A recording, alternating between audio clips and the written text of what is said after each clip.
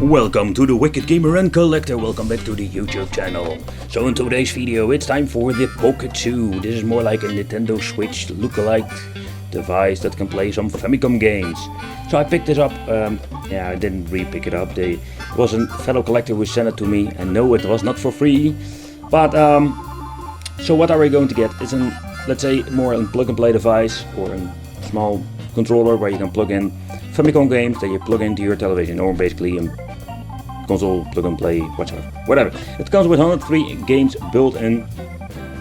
Really no clue what kind of games you can get an idea what it is, but if there are homebrew games or if they are not and putting licensed game on it, don't know. We need to figure out, plug it in, and it has an RCA, so that's really old school. See, there normally you have these in two different colors. So funny that they always ripping off the Nintendo Switch somehow. Alright, let's see what's inside. It comes with a very thick poster lookalike manual or overview what kind of games are on it. Hey, let's see. Racing. Oh my god, the F-22 is on it, so this means only homebrew games. That's a bummer. Okay, let's see. It works on batteries, so it's really a plug and play system. Very weird measurements, if you ask me. Itchy on my nose. You can see it, but itchy on my nose. Alright. We have a D-pad. Wow, this feels quite horrible. Chemical plastic. Reset button, start. So this is, the spring has a very good tension.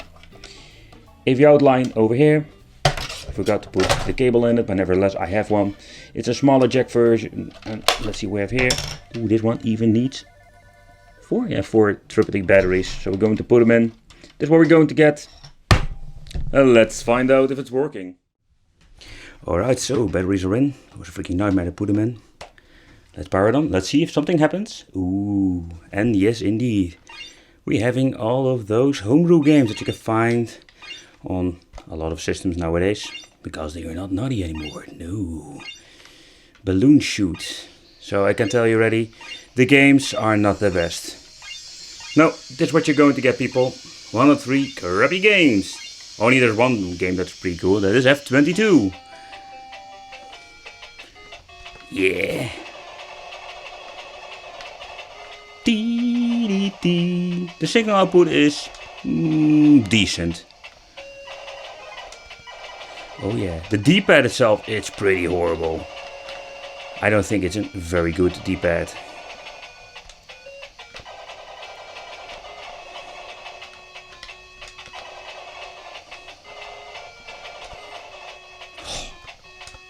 Yeah, turbo button. Oh yeah, let's go. Very challenging game. The stages are a little bit too long if you ask me, but it's fun to play. Just a big shoot up. No, I lost my power up. No. Alright, F-22. If you look at more of my videos, you know I like the game. So this is a pretty fun game to play. Let's play Racing Fighter. Is this something we can enjoy? Oh, yeah, I remember it again. It was a really funny game, just a basic racing game. And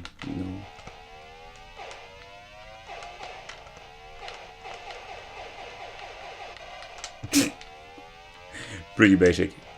Oh yeah. Oh yeah. And if they're running in your lane, just shoot them. Pretty challenging. Crap. And the fuel is basically your timer. Don't have a brake, you just need to let go of the gas button.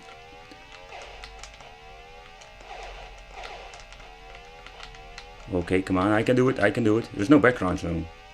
It's a little bit of a bummer. Oh, okay, I don't know what happened over there, but... Hi, I'm out of bullets. Oh crap, I thought I had unlimited bullets. So is there no end coming to this, or?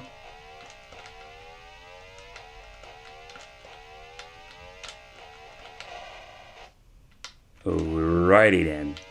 Alright, I put in this card just for the video to test it out. You can see if you move the cartridge itself, it's glitching out, so there's a little bit of a bummer. So it roars indeed with Famicom games, pretty cool. Oh, there's only one thing that I just realized. This device doesn't have a select button, and it says here, press the select button for your language. Oh my god, so that makes this pretty useless. Oh, and this is something I'm getting very often. Yeah, it's a really bit annoying, to be honest. I tried to put in this card and it's not filthy, simply because it's a brand new card.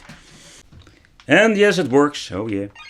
Alright, I'm just going to check the collection. Oh, come on, man! Alright, I grabbed myself another game and finally it starts working. Yay! Alright. Oh crap, I touched the card. Oh no, it still works. Oh yeah.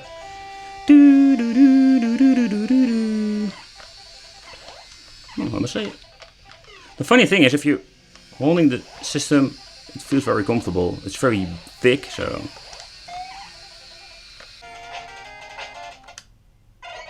Next game. Okay, let's see if this works fine. The reason why I always choose Scratchman, beside the point, I love the soundtrack. I am familiar with the soundtrack, so I know how it needs to sound. Let's see. This sounds quite good. Okay.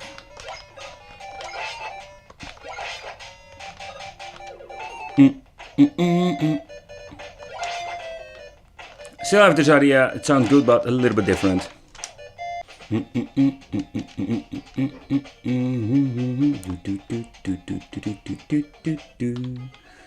Alright. Oh yeah, cheating away, man, cheating away. Okay. Where is my freaking button to... Ah, the slash, here it is.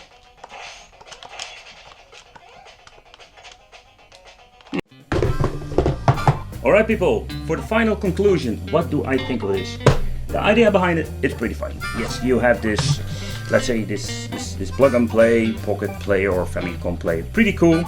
I really like the measurements of the device. It feels very comfortable to play.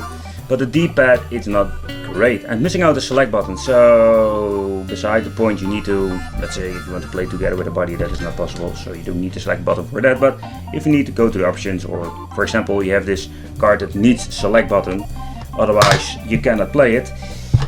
Yeah, that is a problem. So, and not to forget, if you're putting in the card itself, it's almost impossible because of the stupid valve that's in it. The dust cover valve, or how you want to call this.